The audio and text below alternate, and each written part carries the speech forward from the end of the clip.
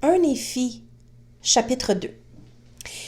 Car voici, il arriva que le Seigneur parla à mon père, oui en songe, et il lui dit, Béni es-tu, Léhi, car à cause de ce que tu as fait, et parce que tu as été fidèle, et que tu as annoncé à ce peuple les choses que je t'ai commandées, voici, il cherche à t'ôter la vie. Et il arriva que le Seigneur commanda à mon père, en songe, de prendre sa famille et de partir dans le désert. Et il arriva qu'il fut obéissant à la parole du Seigneur, c'est pourquoi il fit ce que le Seigneur lui commandait. Et il arriva qu'il partit dans le désert, et il quitta sa maison et le pays de son héritage, et son or, et son argent, et ses choses précieuses, et ne prit rien d'autre avec lui que sa famille et des provisions et des tentes, et partit dans le désert. Et il descendit jusqu'aux régions frontières, près du rivage de la mer Rouge.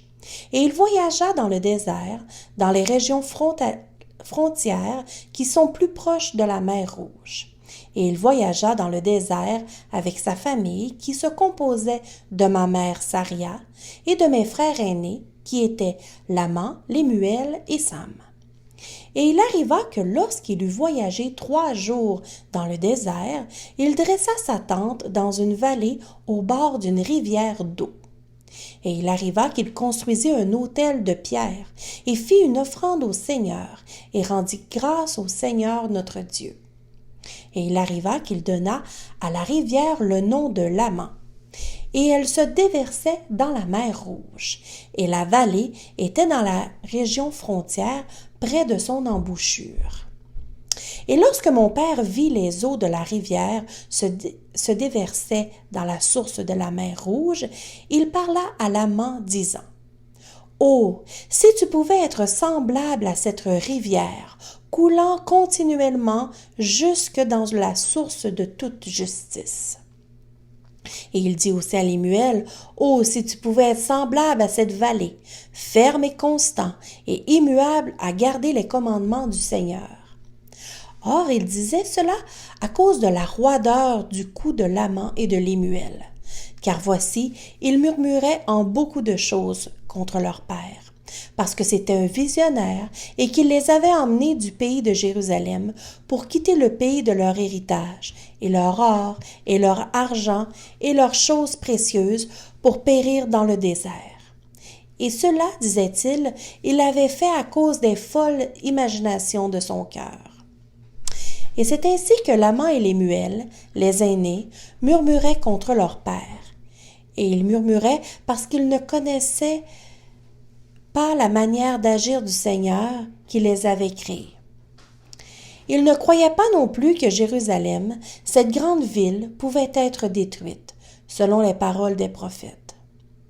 Et ils étaient semblables aux Juifs qui étaient à Jérusalem, qui cherchaient à ôter la vie à mon père. Et il arriva que lorsque mon père leur parla avec puissance dans la vallée de Lémuel, étant remplis de l'esprit, jusqu'à ce que leur corps trembla devant lui. Et il les confondit, de sorte qu'ils n'osèrent plus s'exprimer contre lui. C'est pourquoi ils firent ce qu'il commandait.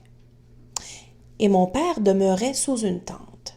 Et il arriva que moi, Néphi, étant extrêmement jeune, étant néanmoins d'une haute stature, et ayant aussi le grand désir de connaître les mystères de Dieu, c'est pourquoi je criai au Seigneur.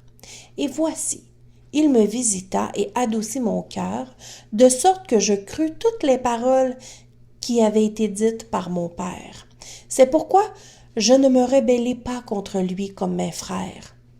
Et je parlais à Sam, lui faisant connaître les choses que le Seigneur m'avait manifestées par son Saint-Esprit.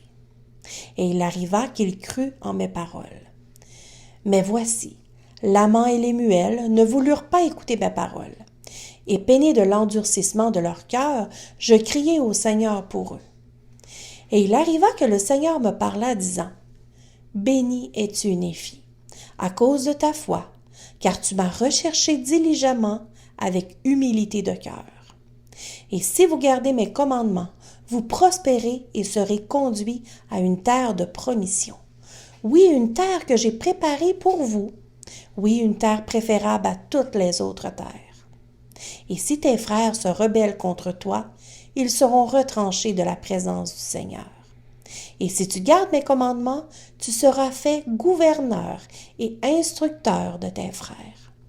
Car voici, le jour où ils se rebelleront contre moi, je les maudirai, oui, d'une grande malédiction, et ils n'auront aucun pouvoir sur ta postérité, sauf si elle se rebelle aussi contre moi.